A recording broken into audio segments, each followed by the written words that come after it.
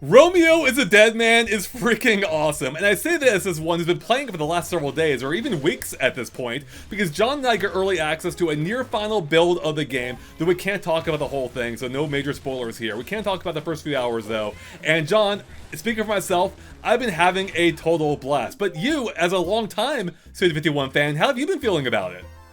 Well, Romeo, Andre, I've been having a good feeling because we're so back. We are so back, Suda51 fans. Now, I think Suda51 fans know sometimes he brings the A game, sometimes it's like an experimental idea that just doesn't work out. This is a game. This is a game. It feels like his most polished game yet. Like, it feels like he took everything he's learned from his entire gameography and just applying it all in this one game. Whether it's the feel of the combat, the satisfying nature of the hack and slash gameplay, but then you have the gunplay layered into it, or how relatively nimble your character feels, how you can like dodge and the jumping and all that. But then there's the amazing presentation, right? You've got like these comic book intros for the boss fights, including also like fully rendered cutscenes. But also there's also like this hub world, like your hub spaceship where you go to like level up and do things between missions. But it looks like a 16-bit RPG, but it also has this really cool depth effect too. But then within it, there's these little arcade-style minigames you play to level up your weapons or gain stats,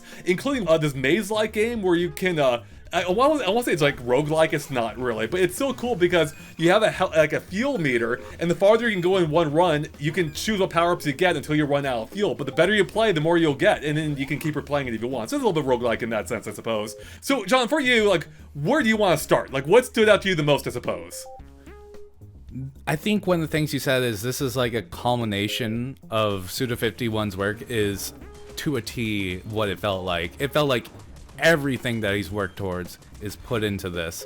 And one of the biggest elements that was added to me was the gun. Because you could totally add a gun and it would feel worthless, but they do a lot of smart things to make it have a distinct purpose. Like you need it in situations, because sometimes there's ranged enemies that can really nail you from far away, and you have to be ready to take them out quickly. And I learned like headshots do so much extra damage, so I was really focusing on that. And then the quick swap between swords makes it to where you're always critically thinking on what actions you should be doing right from the get-go. Even with the like limited moveset you can start off with, like most games, you have to really think on your approach. I think that's why it's really resonated with me, because a lot of like hack and slash games, I just kind of like get bored of them quickly because there isn't a whole lot of depth to it. I can just kind of button mash my way through most things, but that's not the case here. Like, you have to really think about what is the best option in this case, whether it's to, you know, go in and hack and slash them, or stay at a distance, use your gun, or and one thing they have, one really cool thing here is they have the the Blood Summer? Yeah, I think it's Blood Summer. That's typical Suda51 like special attack, and I really like how it's worked in this, where it rewards aggression. Right. So you want close range aggression. Yeah. Yeah. So like when you get lots of kills, you'll get in the blood of the enemies, and then you get this attack that not only like knocks off the heads of like 3 or 4 enemies that you're near or more, but also heals you. So it gives you a good purpose to be aggressive. And right. Any Bloodborne fans know that type of like feedback, because it's very similar to Bloodborne's like reward of aggression. Yeah, what I love about it too is it does make you think, like, okay, is it worth risking going in closer, destroy these guys to fill up my meter to use on this other guy maybe who's nearby, or, you know, in the future fight or whatever it is. Mm-hmm. But then also you're incentivized to use it as well. Otherwise you're just kind of wasting time if you're just sitting on that full meter and not like cashing in to use it. So it's a really fun system. And that's not even taking into account the bastard abilities you have. They're literally called this whole thing's crazy. This whole story is nuts. We'll get into that in a little bit here, as much as we can at least. But basically, you can grow your own bastards, which are effectively this game's zombies, if you will, right? The main enemy. And Rotters, if you want to be kind. I think they're also called Rotters, but we can call them bastards here. In any case, you can grow your own versions of these Rotters, I suppose. But then once you grow your own on your spaceship, you can make them like fight each other to merge into a super powerful Rotter. Then you can take those Rotters, equip them, I think up to 4 of them, I believe, to a quick select menu, which you can then deploy them during battle, which gives you like, you know, enhanced effects or a special move right then. I played around with a little bit. I was able to get like one special rare Rotter that was like level 29. 9. Wow. And it was a laser one, and it helped out so much with the second boss and also crowd control. Like, crowd control is huge in this game, and I feel like because they will swarm you. So those routers are very clutch, because not only that, they also pull away some aggro from certain enemies. So they have a very distinct purpose, and they, once again, it adds to that flow of constantly critically thinking while in combat. And the routers are just as important as your weapons and stuff. So don't just ignore it, or else you're gonna have a harder time, because those routers are super helpful. Yeah, absolutely, and I play around that even more myself, and that goes for the whole like upgrade system in general. Like, you don't want to sit on this; you want to upgrade your weapons. You want to go buy more as soon as you can, and like really fully understand this combat system, because it starts off fairly easy in the first level, then it really steps up for level 2. In particular, when you get to that second boss fight, which I might almost say is a little too difficult, but you know, I actually haven't even beaten it myself at this point. John did though, however, so I think it's more my failing than anything at this point. Yeah, I think it's understandably a kick up, because I think the game's finally teaching you the like importance of you need to pay attention on what your sets are. Your helpful grandfather, who is also a sentient image on the back of your jacket, like a moving sticker almost, or like, yeah. Like he constantly tells you like important stuff, and he talks. And he told me like before the fights, like, you might want to go back and like reset up your things to take on the boss if he's too hard. And I listened to it, and it paid off, because I was able to get way stronger routers. I actually matched the type of fight I was going to need. And so I think there is a valuable lesson on that strong first kick, but I do think it could be a touch easier. But yeah, so far everything just flows together. And also, on that point of I made about Bloodborne, is this game's like a tiny Dark Souls in essence, in that every time you go to a save station, the enemies respawn, and the world, especially the second one, I don't know if this will be consistent, but I have a feeling it will. The worlds are like semi-openish, which I think works really well. In particular, John, I really like the second level, because the whole thing is geared around powering up generators. I'm like, oh, this is Dead by Daylight, so I know all about this. I had a feeling that you would make a note of that, because I was like, oh, powering generators. I'm like, Andre's gonna like this. You know what else it reminded me of, though? It reminded me of Dead Rising. Thank you. Yes, Dead Rising. Yes, I got the same vibes. Yep, yeah. Very similar, which is great. Yeah, so the second level's in a mall, and and they take place in different time periods. Like, I think that one was in the 1980s. So this is a 1980s mall, and yeah, it felt so much like Dead Rising, and it felt almost nostalgic for me. I was like, this feels very similar to like my first time running through Dead Rising. Except the enemies are way more aggressive here, to my memory. Granted, fewer enemies, but the ones that are here are way more aggressive. You have like these crazy ones that are like, you know, like these giant bloater-like guys, and they'll like just create a shockwave around them. You have these creepy little dudes crawling around and everything. And another point they touch on, John, is they have these like glowing weak points. It's like a flower. Yeah, it's like a flower, right? It gives a important vital role to the guns, because though they can only really be shot by guns, and also they smartly chose it to choose specific enemies that are best handled with guns. Like, it's not on every enemy, but ones that are like best handled by guns, they put it on those ones to kind of encourage you to be like, hey, this enemy's best taken out with a gun. And I think it's smart. It is smart. And I have to say also, the boss fights so far have been epic. Like, they've been really well done. They look gruesome. Like, both the ones we've seen or that we can talk about, are really gruesome and ugly in the best possible way. We already talked on one during my Gamescom preview, where I also got to speak to Suda51 himself. But the second boss fight is like even more gnarly here, and it ties into the whole presentation. Like, it feels so good beating on these enemies, seeing them erupt in a gusher of blood, you know, and it just feels amazing, especially because that then, you know, fills up your power meter or your special meter, and it just all works together really well.